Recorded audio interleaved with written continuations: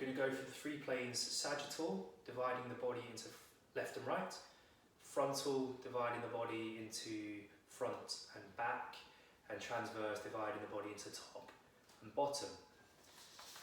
So I'm going to use this paper as a reference. You can see here, I've divided my friend here into left and right. And if I just put this down a second, if I turn him round, please turn around, you can see that this imaginary line cuts through from anterior to posterior, in front and behind.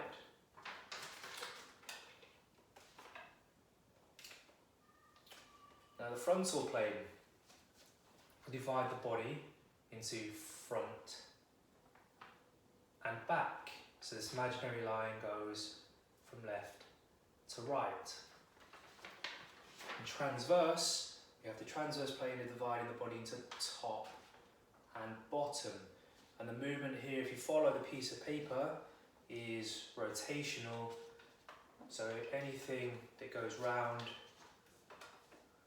transverse. I think like hitting a tennis ball, Russian core twists, anything along those lines. So again, sagittal, left and right; frontal, front and back; sagittal, top and bottom.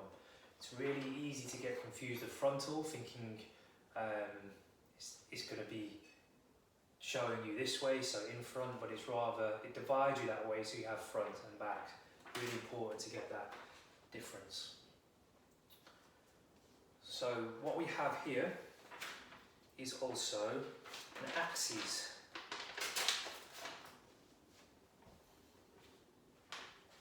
So with an axis,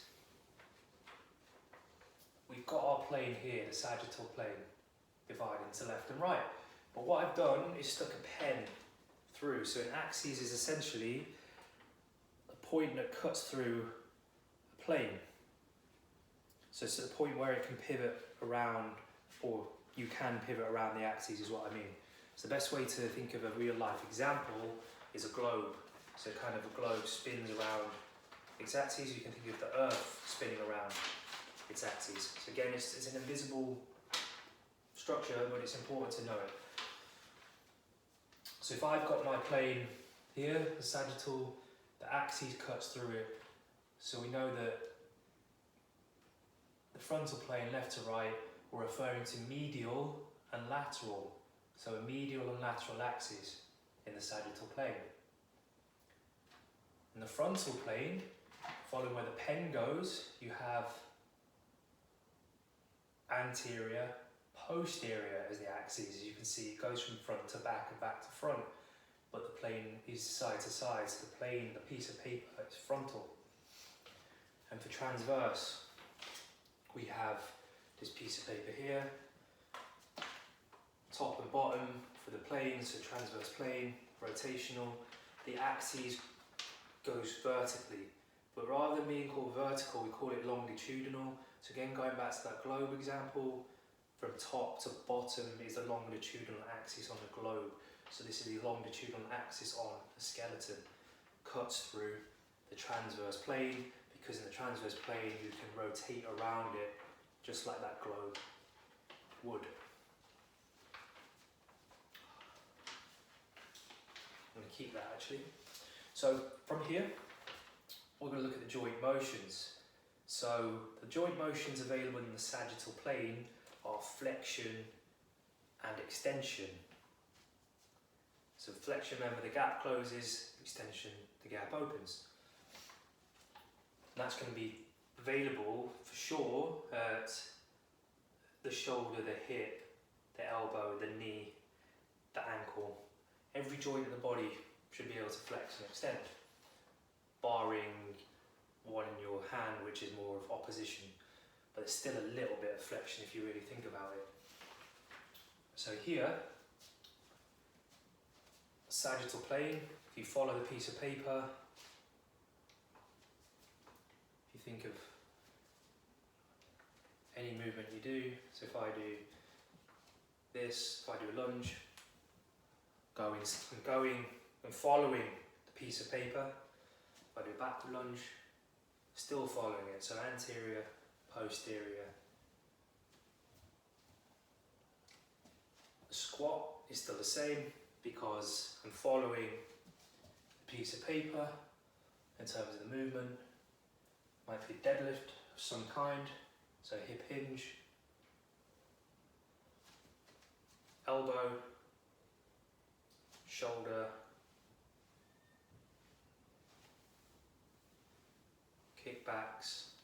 Trunk flexion looks like this, trunk extension looks like this. You might even just get it in the neck. Flexion, extension, all sagittal plane. And we also have dorsiflexion, so the gap closing at the shin, and plantar flexion, the gap opening at the shin, are all sagittal plane. Frontal plane is this way.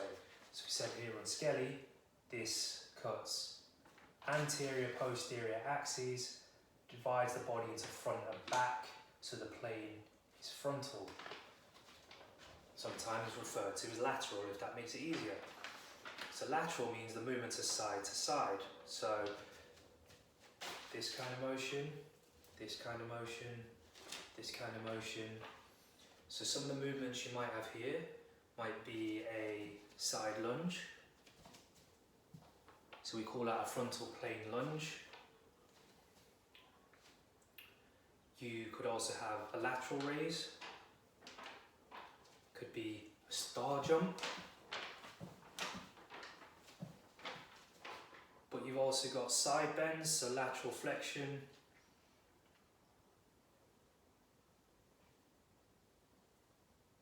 And with the neck, you can do that as well.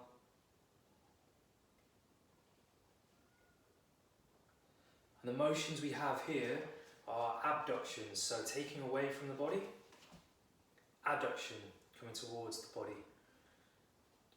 We have lateral flexion, so gap closing between the ribs and the pelvis.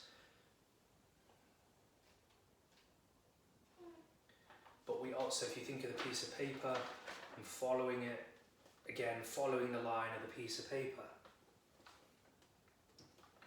We have elevation and depression. So if I hold that there, elevate, depress, elevate, depress, again following it.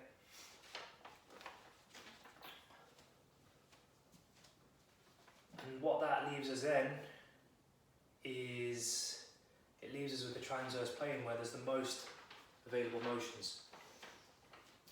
You have rotational aspects. If I was to do a rotational lunge, for example, this paper's following me around. If I was to do a Russian twist, it's going to follow me around. Even sport backhand in tennis, transverse plane. So the motions available at the transverse plane, as you can see here, are going to be firstly internal rotation, so rotating in. So at the hip it looks like this, at the shoulder it looks like this. External rotation. Yeah, remember ball and socket. You have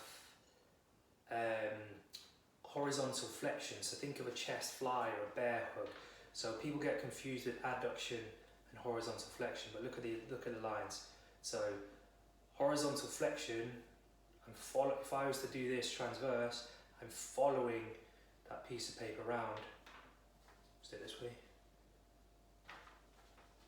Give it a stick.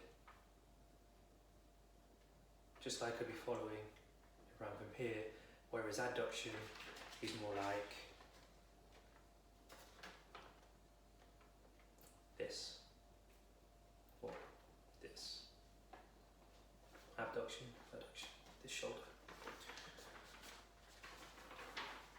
So internal rotation, external rotation, and rotation in general. So the neck, the cervical, we just say rotation, and then we say rotational of the rest of the spine. But if you're talking about the shoulder or the hip or even the foot to an extent, you're talking external rotation and internal rotation. Horizontal flexion, so the gap is closing horizontally, so the hip, it looks like this. Horizontal extension, like so. Remember, the shoulder can do what the hip can do, and vice versa. So we've got the longitudinal plane cutting through it. Sorry, the longitudinal axis cutting through the transverse plane. My apologies. We then have a couple that the hands and or the arms and the feet, forearms. So we have these two motions. So supine means facing up. Prone means facing down. So think of like a sniper or a press up, where you're facing down, you're in a prone position. So the motion here is supinate, pronate. This can also happen at the foot, so essentially supination, pronation. Foot's a bit more complicated, so we'll go into that later, but overpronation is essentially that at the foot, causes the knee to drop in, and you've obviously got a collapse of the foot. Oversupination is the opposite, where the foot goes to the outside.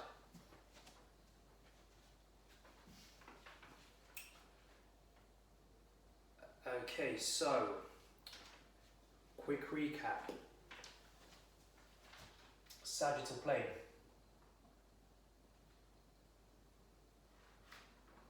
Medial lateral axis. The movements go forwards and backwards. Frontal plane. The axis is anterior, posterior. So from here to here. The movements go side to side. Transverse plane. Top and bottom. Longitudinal axis. Rotation.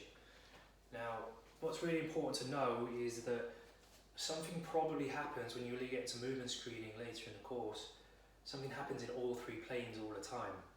Even if there's just one dominant plane that is available, for example, the hinge is primarily for flexion extension, but there will be a small degree of abduction, adduction, and a minimal degree of internal rotation and external rotation. Even in a movement, you may have you're going to have other things going on. So if I do this, I've got flexion, flexion, dorsiflexion. But then if that's all in the sagittal plane. But if I do this, that's happening in the sagittal plane, and I've done a sagittal plane lunge. But if I do this and this, I've done a sagittal plane lunge, or this, I've frontally, or in the frontal plane, I've laterally flexed. And if I add in something else, sagittal plane lunge, lateral flexion and rotation, I'm doing all three. That might be the same for something like a lunge on a chop. So I've got dorsiflexion at the ankle, flexion at the knee, flexion at the hip, flexion of the trunk. On the back leg, I've got plantar flexion of the ankle, slight flexion of the knee, but extension of the hips. So it's two different things. Start to flex when I come down. But then the upper body and torso is moving in the transverse plane, even though I've lunged forward. So all of this is really just describing what the joint is doing. So what joint motion is occurring. But you can also use the same terminology in the same context to describe what plane you're doing it in. So it might be a bit confusing, but if you listen to that back a couple of times, it will click.